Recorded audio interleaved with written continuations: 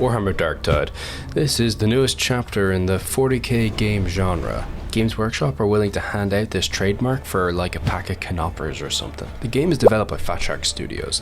These are the guys that made Vermintide 1 and 2, and these games are set in the Warhammer Fantasy universe, or Age of Sigmar, not too sure. But regardless, the two games got 9 out of 10 on Steam. Knowing this, I was almost certain that the game would be enjoyable and faithful for the 40k universe. You see, I've spent this many hours listening to 40k on Audible, and I am a little bit down bad for Grimaldis and Fabius Bile.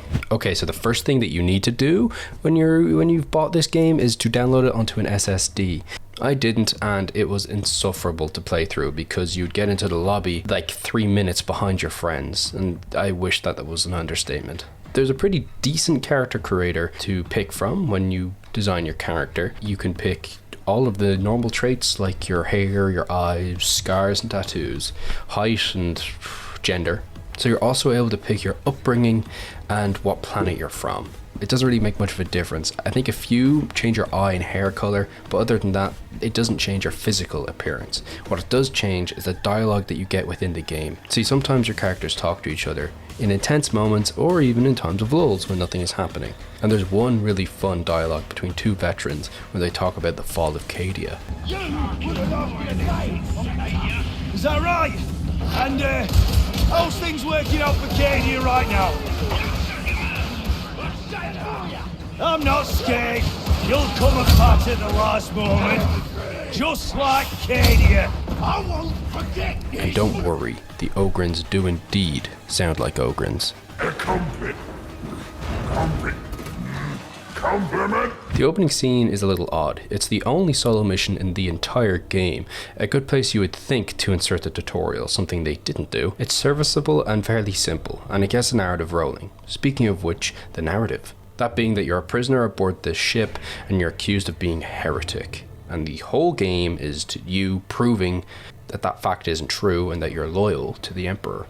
This happens by a member of the Inquisition walking past and asking about the status of this prisoner. The guard suggests that you are a heretic and to be culled and murdered by like the rest of the people on the ship. She agrees and starts to walk on. Later on you escape your cell and save her and help her get to her convoy ship. Sorry to do this so early on, but that doesn't make any sense. See, the Inquisition's whole thing is that if you're even remotely even related to a heretic, you are to be murdered, culled, and wiped off the face of the earth because heresy. As the main character, you claim your innocence and that you're loyal to the throne, but if you are in that cell, that means that you've probably had your trial and that you were accused of being a traitor. So what reason would she have to believe you?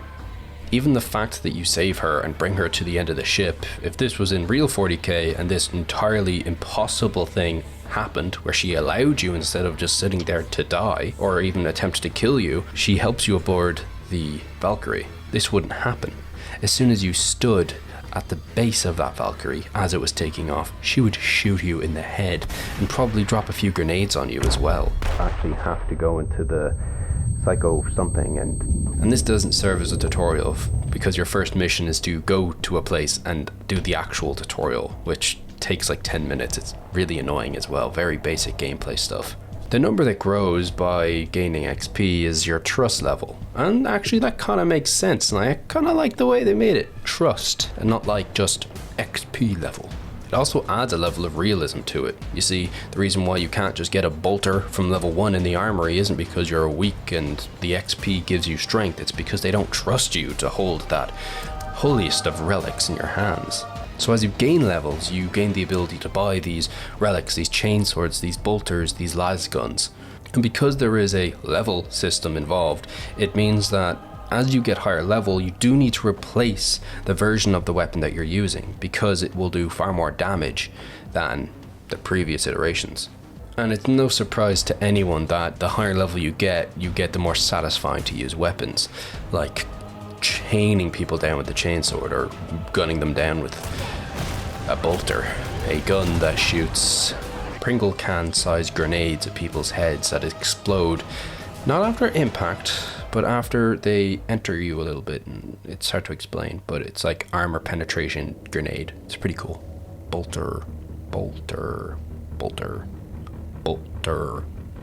Now, this can feel reasonably paced or horrifically slow, depending on the character that you're playing. For example, my playthrough, I played as the Preacher, and I had so many different types of weapons to use throughout the game. I never really got bored of one moveset. I moved on from the axe to the sword, to the chain sword, to the chain axe. I had plenty of different weapons to use, both in ranged and melee, and so did the Psyker and the Veteran. But the Ogren has his own pool of weapons, because the rest of the characters can share some, like las guns and melee weapons, but they don't share anything with the Ogren. The Ogren has 9 weapons in total, and that's it. 9 different movesets, and some of them are terrible, like the single shot shotgun, which is basically unusable past level 4. Other than that, the pacing is really good, so I'd love to see a new gun to the Ogren. As for the music in this game, it's banger after banger after banger. There is no feeling that I've had from a game,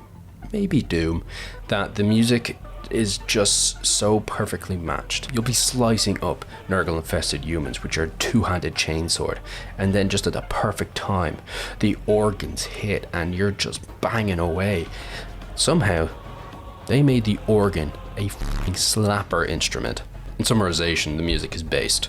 As for the story, I'm going to go through the entire thing in a few words, so spoiler warning, I guess. Work hard to prove yourself, work hard to prove yourself, work hard to prove yourself, work hard to prove yourself. Boy, there's a traitor among us. Oh, okay. Well, you know, you've worked hard to prove yourself, so you're not the traitor. This is really annoying because, as I said, I'm a bit of a 40k geek, and I know so many stories that you could place straight into this, or even just draw some inspiration from. Hell, take one of the battle reports from a White Dwarf magazine if you have to, but there's still at least something there. And what you've given us isn't even lore accurate. It's a little vexing, but the gameplay is so good I'll forgive it. Other 40k games you would think would have the same problem, right? Not wanting to step on the toes of what is written before. There are so many 40k games that have a decent narrative. The first one that comes to mind is Dawn of War, the original one, number 1.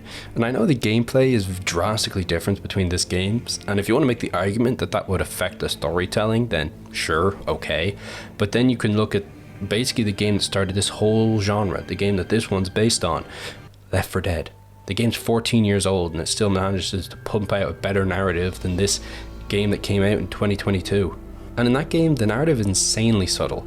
The only form of story that you get is through what the characters say at the beginning and the end of a mission. Sometimes there's a tiny cutscene, but it's not like they don't have that in this game either, or hell, that they didn't have the budget to do it. In Left 4 Dead, the plot is that you're just trying to survive and you're moving from place to place and trying to do so. And sometimes a plane crashes off screen, but you're just given a black screen and a sound effect in order to understand that. And the characters say, "How was I supposed to know that the driver would be a zombie?" More narrative than we got in this game. P.S. I would love the versus mode from Left 4 Dead in this game. Would be amazing. My final thoughts. I love the game overall, alright?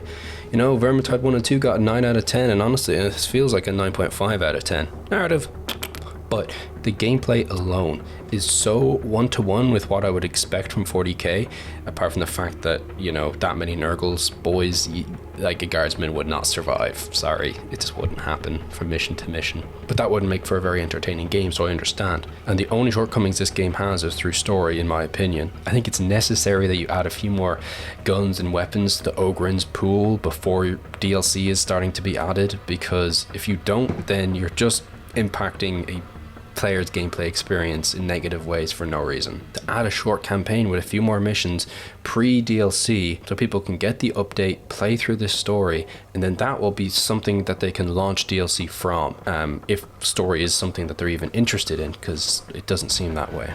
And the only thing I'd like to say is that if you have any form of story mission or anything like that, or even just like, you know, the last mission you're ever going to add, make sure that it's a final boss with a Nurgle Chaos Space Marine.